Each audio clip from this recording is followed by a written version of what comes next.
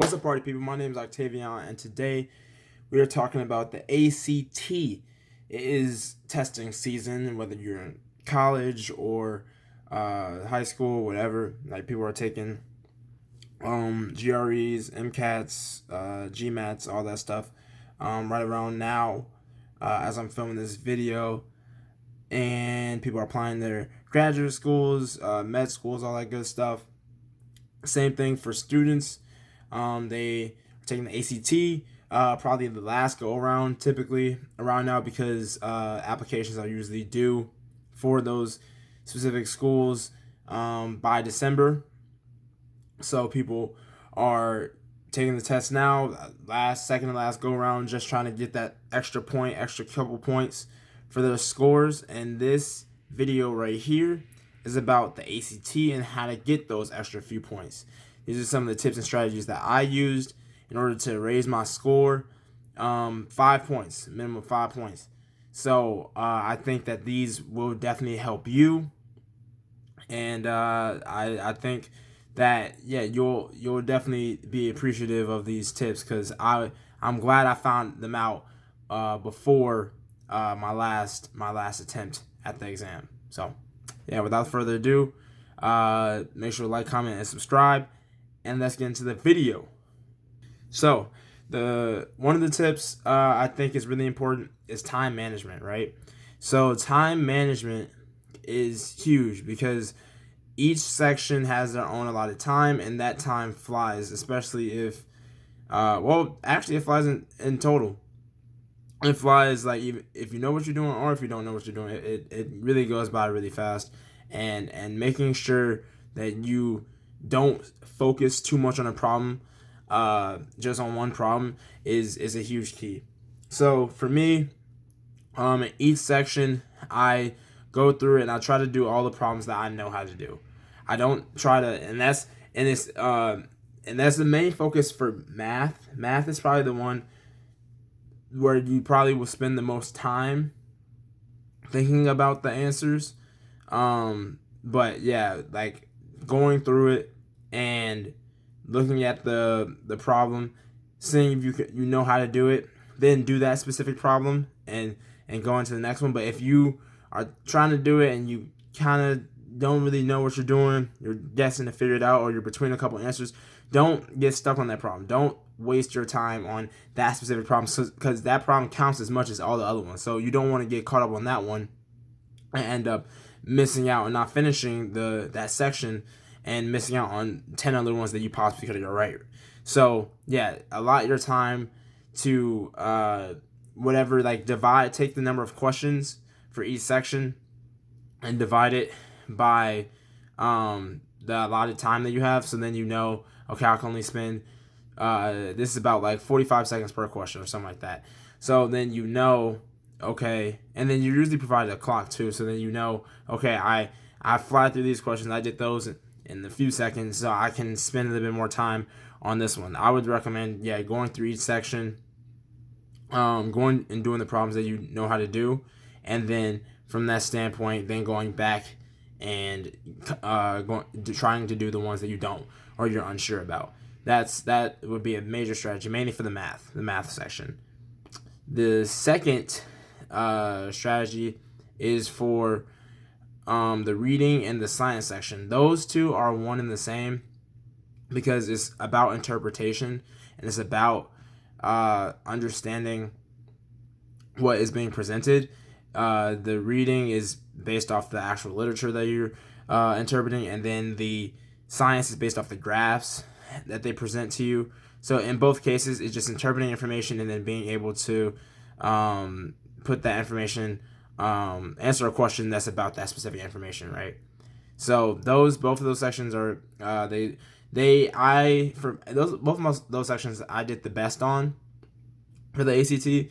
Overall, like, those are my like best sections, and I think it was because I'm good at honing in on specific information, and then figuring out, okay, how it applies. And the best thing for that, because they only give you 35 minutes for that section, I believe, that you have to, unless they changed it, Um, for that specific section, I use the strategy of reading the question first and then looking for the answer in the text or in the diagram.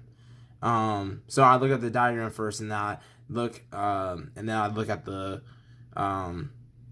I look at the question first, then I look at the diagram and figure out like what is being on, and I figure out what part of the diagram is going to answer the question. Same thing with literature.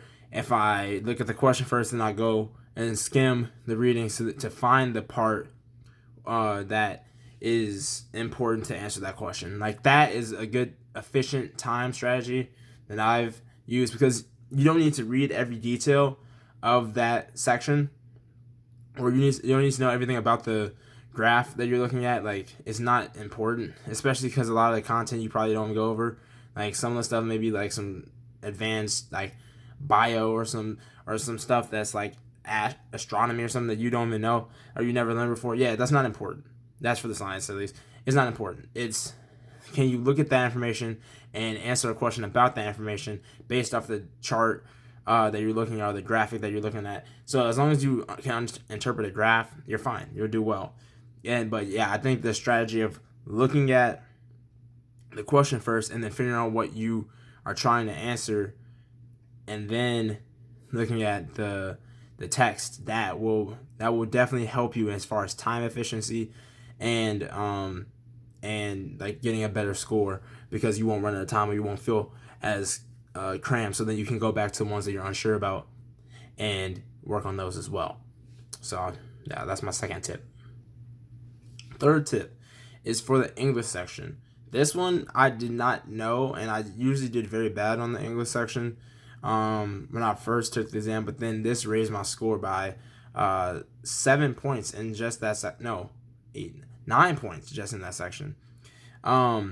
So what it is choosing the shortest answer. As weird and as like simplistic as that sounds, it's the truth. For some reason, the ACT has a focus on the English language where it doesn't want wordy responses. It doesn't want like the correct answer isn't typically the one that's the most words and seems the most flamboyant, which is what deceives a lot of students. And the students think that, oh, this works, like this is the reason behind it. No, it's usually for the questions that ask about the which sentence is the best or something like that, like, or which like if they want you to rephrase something, which is the best, it's almost always the shortest answer. That causes you to get a lot more points in that section and raise your score by a lot. Just because that's the rule. They want you to choose the shortest and simplest answer. Get right to the point, basically, is how they define the English language being correct in this case. Is like getting right to the point and being direct. No fluff, pretty much. So I know that tip sounds simplistic, but it works, and it raised my score by a lot. So I think that is probably the best tip that I've come to learn from the English section. And then also I would say just going over simple rules between like the what are they called, homophones, like word or homophones, but then also like words and that have like contractions too. So like knowing the difference between your and then your, and then like YOU apostrophe RE and YOUR, and then like there, knowing those, and then knowing like between like who, whose, whom, like all that stuff. Like knowing those specific, like those are like basic things that like they always try to trick you on. The one that I struggle with is probably the who and the whom the most. But yeah, just looking up the rules and like doing a lot of practice, that will definitely help you in the long run for those kinds of questions. But yeah, I think those are pretty much the main strategies that I used that were able to raise my score by a minimum of 5 points. 5 points. 5 points. That's a lot of points. I think that these strategies would definitely help you as well, and I highly recommend you try them. And comment down below how they helped you or how they didn't help you. I would like to see either way, but I know they helped me, and I hope they will help the rest of y'all. So thank you all for watching. Make sure to like, comment, subscribe, and I'll catch y'all later. Peace.